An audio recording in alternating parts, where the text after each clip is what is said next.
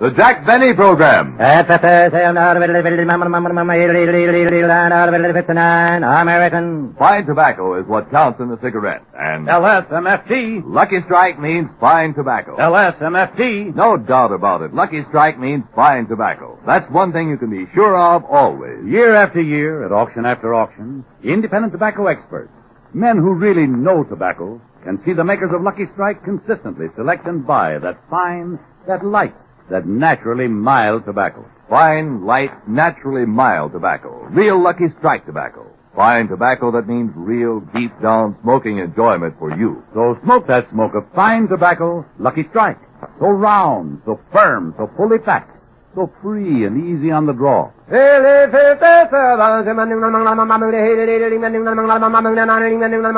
American.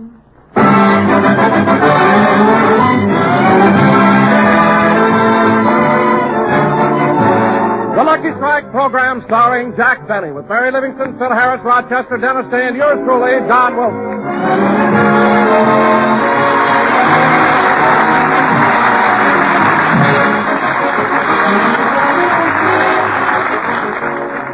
Ladies and gentlemen, last Friday, February 14th, was Jack Benny's birthday. Jack celebrated the occasion with a dinner party at his home. So let's go back to Friday and out to Beverly Hills, where we find Mary and Rochester helping out. Rochester, is Mr. Benny still upstairs? Yes, ma'am. And they say women take a long time to get dressed. He's been up there 2 hours already. Well, with Mr. Benny's physique, dressing isn't so simple. What do you mean? By the time he pulls in what sticks out and pans out what sinks in, it's a new day manana. Well, he ought to be down pretty soon. Now, let's see. The table's all set. Oh, by the way, Rochester, you going to serve hors d'oeuvres? Yes, ma'am. Oh, that reminds me. I'd better take the caviar out of the refrigerator. Caviar? Did Mr. Benny buy caviar? Well, yes, indirectly. What do you mean indirectly? Well, once a week we have fish for dinner. Uh-huh. And before I go to the market, Mr. Benny tells me to pick out a sturgeon with that maternal look.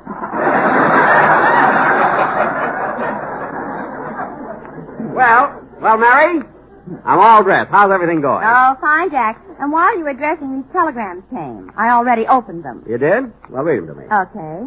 Dear Jack, sorry I won't be able to attend your birthday party as I have a touch of flu. Signed, Jane Wyman. Too bad. Here's another. Dear Jack, sorry I won't be able to attend your birthday party as I have a touch of grip. Signed, Claudette Colbert. Gee. Oh, here's another.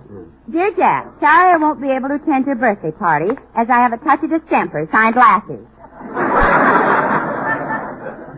Well, then we can leave the bone in the soup. Is that all? No, there's one more. Oh, this one's from Leo DeRocha. Oh, Leo, huh? Yeah, he says, Dear Jack, I'm sorry I can't bring my wife to your birthday party as I'm a single man in California. Gee, that's a shame. Anyway, I'm sure the party will be a success. I'm having Isaac Stern and Mr. and Mrs. Coleman. Rochester, what are you doing? I'm putting the champagne labels on the 7-Up.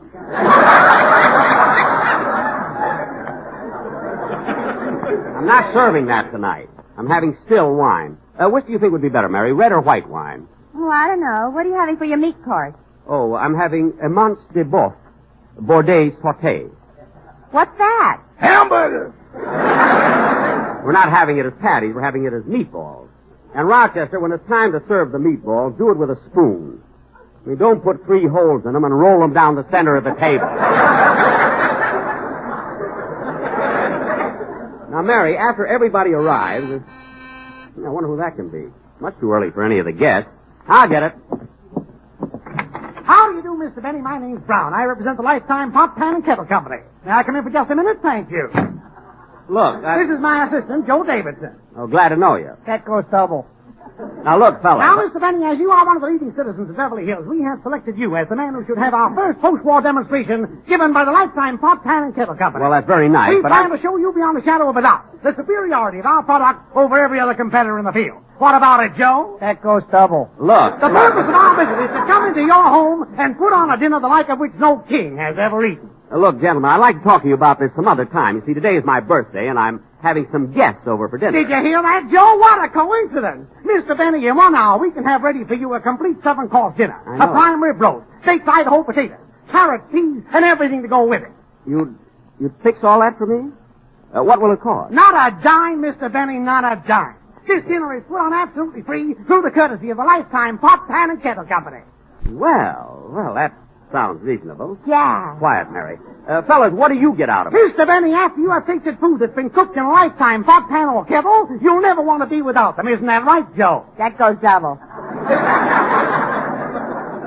Mary. I answered for Joe. He fell asleep. Oh. Well, Mary, what do you think about it? Oh, Jack, you can't do a thing like this.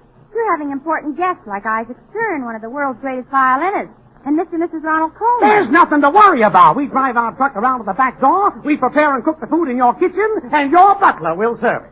You see, Mary, there's nothing to it. Go ahead, fellas. The kitchen is yours. Good, good. Mr. Benny, you're a man with a head on your shoulders. That goes double. What? Come on, Joe, we got it done. Say, you know, Mary, this is going Oh, Jack Benny, you ought to be ashamed of yourself. Mary, what are you worried about? We'll be getting the best food possible, and nobody will know. After all, nothing's too good for the Colemans. They're probably getting dressed for my birthday party right now.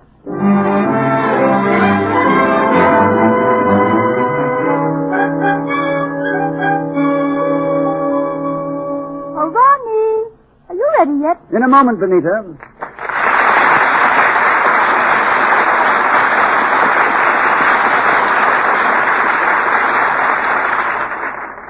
What are you doing?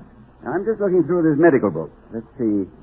Arthritis, asthma, athlete's foot, blisters, beriberi, croup, colic, erysipelas, fever, gout, goiter, gangrene. Oh, darling, we've used all those excuses. This time we'll have to go. Yes, I guess we'll have... Oh, wait a minute, wait. Here's one I overlooked. Distemper. No, knowing Benny's friends, one of them must have used that. By the way, Benita, what birthday is Benny celebrating? He's 38. 38? 38, indeed. Imagine him saying he's only 2 years older than I am.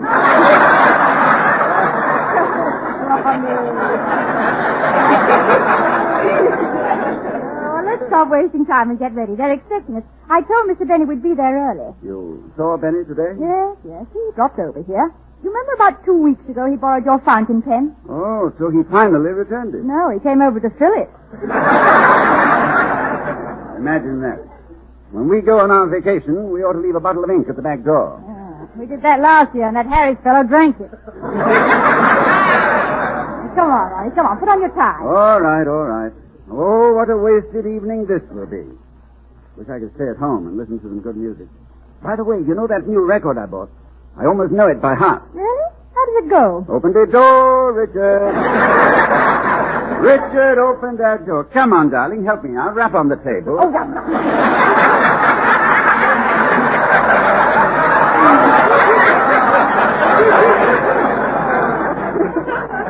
Stop being so silly and get dressed. All right. You know, as long as we're going to Benny's party, I think I ought to change my shirt. What's wrong with the one you have on? It's clean. Then why change it? An idea. Have you ever seen Benny eat soup? Soup? He puts a spoon in each hand and goes after it like a mix master. All right, darling, let's go. We must try and be pleasant. I do hope you remember Mr. Benny's friends. Let's run over them once more. Who is Don Wilson? He's the fat one. And, Phil Harris? The one with the blue lips. Oh, yes. The ink was indelible. Now, Dennis Day. Oh, he's the silly one. That's right. And Mary Livingston? She's the normal one. Good. How she ever got mixed up with that bunch of Schlemiels, I'll never know.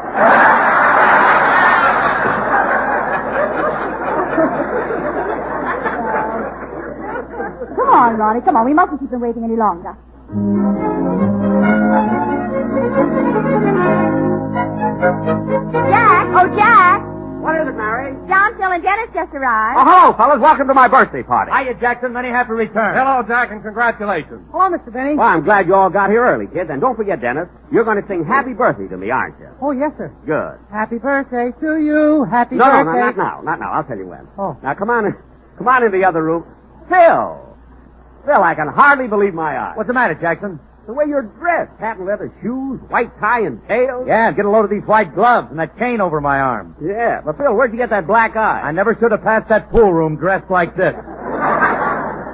Well, anyway, Phil, you do look nice. Shall I serve the cocktails now, Mr. Bennett? Not yet, Rochester. We'll wait until John, don't mess around the table. We got everything set just right. I was just admiring it, Jack. It looked wonderful. But what's the idea of having a dead sheet over those 4 chairs? Those aren't 4 chairs. What? That's a bench we lifted from the bus stop. Jack, you did Mary, it. it's only for a little while. And anyway, kids, we're going to have a fine dinner and lots of fun. And well, Dennis. Huh? I noticed you brought a little package to my birthday party. Uh-huh. Ah, Dennis, you don't have to blush. Come on, open it up. Not till we get to the table. What is it? My lunch.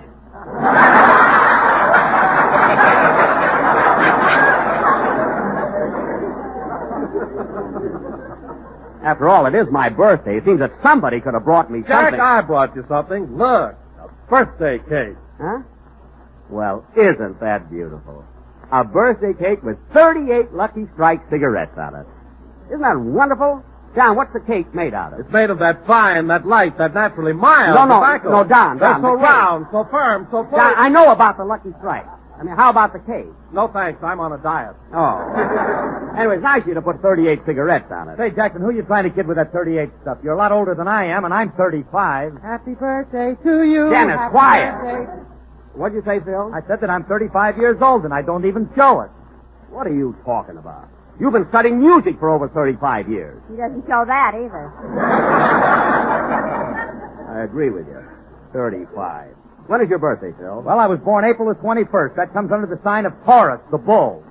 What does that mean? People born under Taurus are usually handsome, popular, and have nice, stable manners. Oh, Harris, with material like this, you better make money fast, kid. You're not kidding. Taurus the bull. Mary, what were you born under? Elsie the cow. Elsie the cow. It happened in a boarding house. Oh, Livy, to think your sister Babe nearly took your job away from you. Mary, another joke like that and you'll be asking Babe for her autograph. And this is nothing to kid about.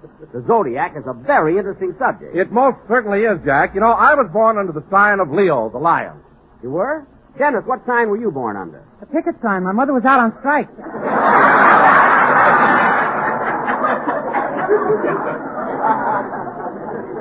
Now, Dennis, stop being silly. And that goes for all of you. And now watch it tonight, will you, kids? You know I'm having some very important people. Who's all going to be there, Jackson? Only a world-famous violinist, Isaac Stern, and Mr. and Mrs. Ronald Coleman. Ronald Coleman? Gee, I like the way he talks. If I were king, ah, love, if I were king, what tributary nations would I bring to stoop before your scepter, and to swear allegiance to your lips and eyes and hair?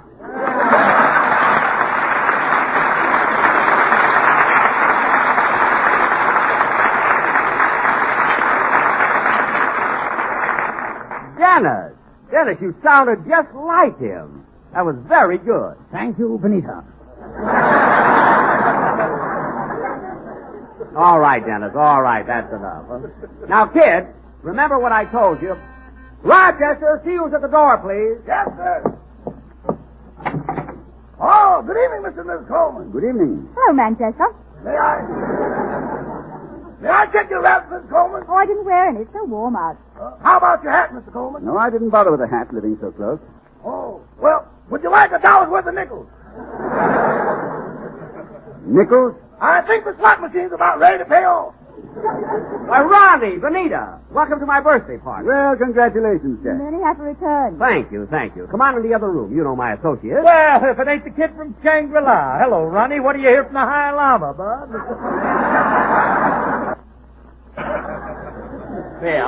Phil, the party just started.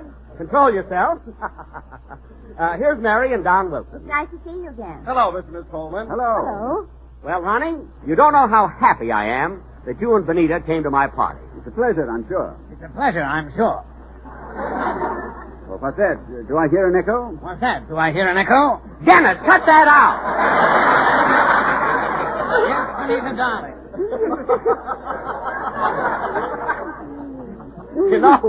You know, Ronnie, you'll have to excuse Dennis. He always likes to imitate famous people.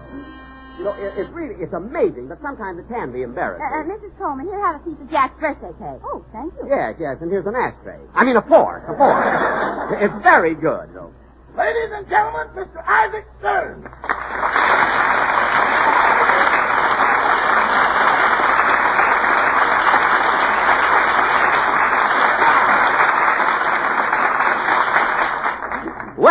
Well, Mr. Stern, I'm sure glad you got here. Come on in and sit down. Thank you. I'm so tired of standing. Standing? Yes, somebody lifted the bench from the bus stop. Oh. If that sheet's got a hole in it, we're dead. Quiet, Rochester. And Mr. Stern, you know my gang, Mary, Phil, and Don. Oh, yes. Hello. I don't believe you've met Dennis. Dennis, this is Mr. Isaac Stern. How do you do, Dennis? I've listened to you many times on the air, and I've enjoyed your singing very much. Dennis, the man paid you a compliment. Huh? Say something. Happy birthday to you. No. Happy birthday. Dennis, no, not yet. See, Isaac, he's a little excited because it's my birthday. And now, Mr. Stern, I want you to meet two very charming people. They're very, very close friends of mine. In fact, we're neighbors. Mr. and Mrs. Ronald Coleman. Well, this is indeed an unexpected privilege. Thank you. I feel the same way. In fact, had we known you were going to be here, we wouldn't have hesitated about coming. I mean, we would have come earlier. Yes.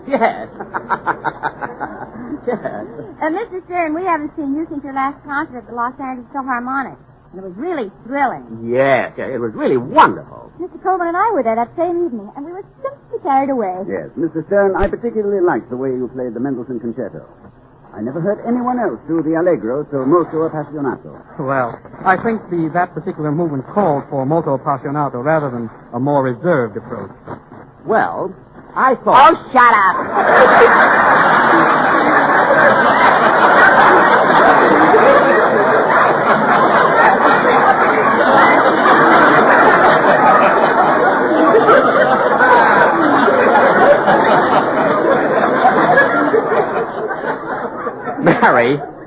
Mary, that's no way to talk to Mr. Stern.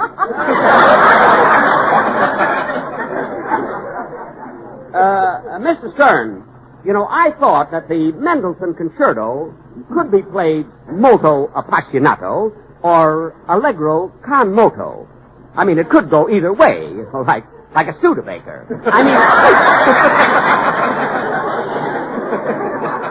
I mean... one has the moto in the front and the other has the moto in the back.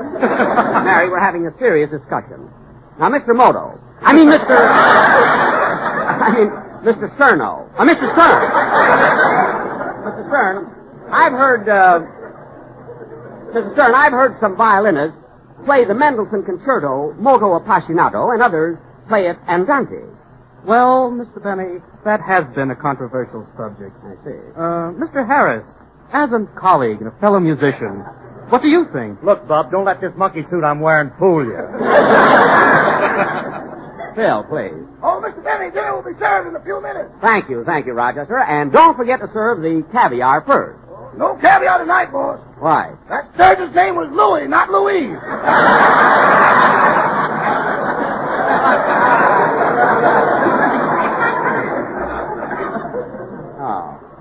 Oh, well, then we'll just have cocktails. Mr. Stern, would you consider it an imposition if we asked you to play a number for us before dinner? Oh, that would be wonderful. I'd be happy to play for you. As a matter of fact, sheer coincidence, of course, I just happened to bring my violin and accompanist with me tonight. My birthday, they could have at least asked me. I would have refused anyway. Who's going to take that chance? Never mind. Is there any composition you'd care to hear in particular? Mr. Stern, in your repertoire, do you happen to know Open the Door, Richard? What? Bonnie, how standing suggested to sing. Mr. Stern, there's one number I always love to hear on the violin. It's the Janowski Concerto. Oh, that's my favorite number, too. How about it, Mr. Stern? Oh, I'd be very happy to play that.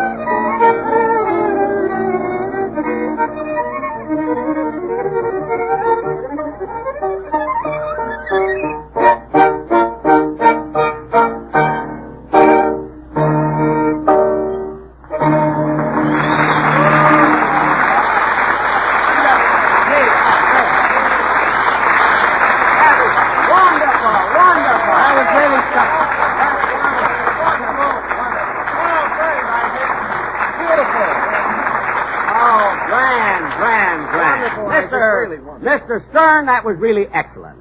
John Garfield couldn't have played it better. Jack, if you're referring to the picture Humoresque where John Garfield was a violinist, Mr. Stern did the playing. Oh, yes, I should have known. Mr. Stern, it's wonderful how in pictures they can always get somebody to do something for somebody else. In Lost Weekend, Phil Harris did the drinking for Ray Milland. And for that, they gave him an Oscar. With blue lips? No, red eyes. And by the way, Ronnie, speaking of pictures, I saw the preview of your new one, the late George Atley, and it was simply wonderful. Oh, thank you, Jack. Just recently I saw one of your pictures, too. Which one? The late horn blows at midnight. Oh. When did you see it? He went to the funeral. Quiet. And now, folks, with a little encouragement, I'll be glad to play a violin solo. Dinner is served. Thank you, Manchester. Well, as long as it's on the table, we might as well go in. Come on, everybody. Come on.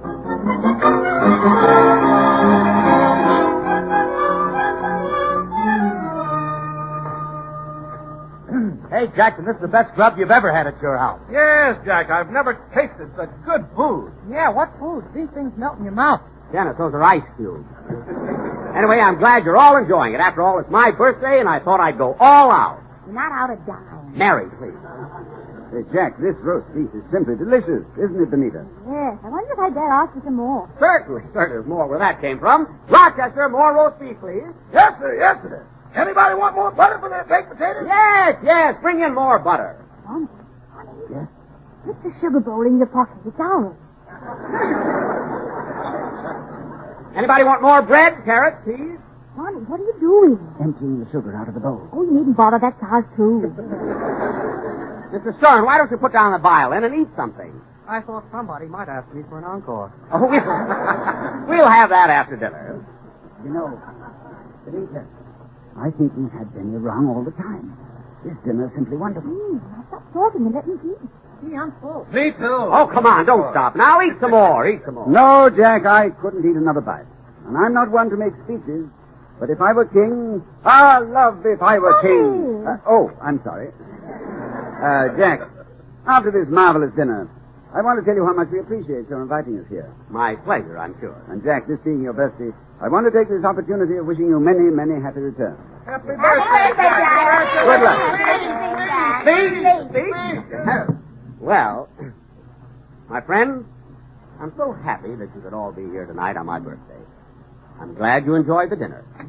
And I hope that next year... All right, folks, you've all had a chance to taste the food. Now listen to me. What? This demonstration dinner was put on here tonight free of charge by the Lifetime Pot, Pan, and Kettle Company. Wait a minute. Quiet, Bob. It's Echo Double. Demonstration The dinner. Lifetime Pot, Pan, or Kettle is Look, available Mr. in Brown. different sizes ranging in price from $1.50 to $4.75. Come on, Benita, let's get No, out of you here. don't. Hey, Joe, lock the door. Lock the door, don't you dare. This is an outrage. We're going. Going? There's one like you at every demonstration. You broke yourself on free grub, then you want to leave. Joe, lock the window. Now, wait a minute. I knew this Now, would here's an happen. important fact about the Lifetime Kettle. It's stainless steel. It's sturdy. I'll show you.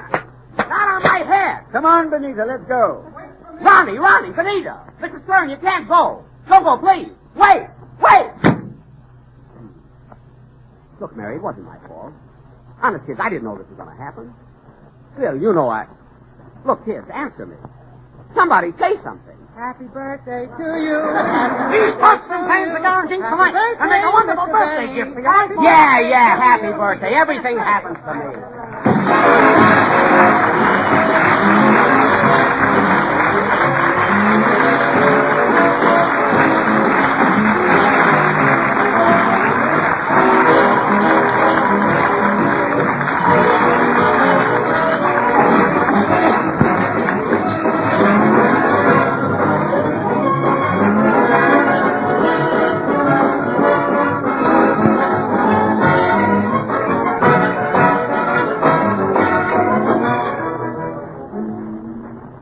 Ladies and gentlemen, savings bonds are vitally important to the nation's battle against price inflation and for the future and welfare of us all. It is important that we continue to build financial security for ourselves and for our children. Protect your future. Buy extra bonds now. Thank you.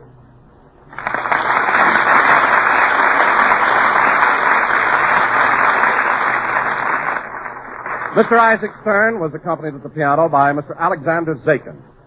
Now, Jack will be back in just a minute. But first, here is my good friend, Mr. Basil Rysdale. As you listen to the chant of the tobacco auctioneer, remember LSMFT. American Lucky Strike means fine tobacco. And in a cigarette, it's the tobacco that counts. Here are the words of a man who's been an independent tobacco buyer for 29 years. Carl Hartfield of Greensburg, Kentucky, who said, I can report what I've seen with my own eyes. At auction after auction, I've seen the makers of Lucky Strike buy fine tobacco. Good, ripe, prime leaf. Tobacco that's got real smoking quality. I've smoked Luckies for over 28 years. Yes, season after season, independent tobacco experts like Mr. Hartfield can see the makers of Lucky Strike consistently select and buy that fine, that light, that naturally mild tobacco. fine, light, naturally mild tobacco. Real Lucky Strike tobacco. LSMFT. Lucky Strike means fine tobacco. For your own real deep down smoking enjoyment, remember. LSMFT. Lucky Strike means fine tobacco. So smoke that smoke of fine tobacco, Lucky Strike. So round, so firm, so fully packed, so free and easy on the draw.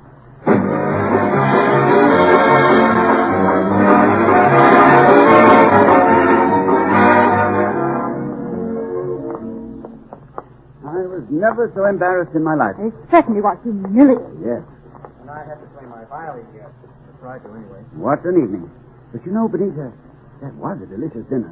And I was just thinking, you know that little party we're giving next Saturday? Yes. Do you think those men would... Ronnie, you wouldn't dare.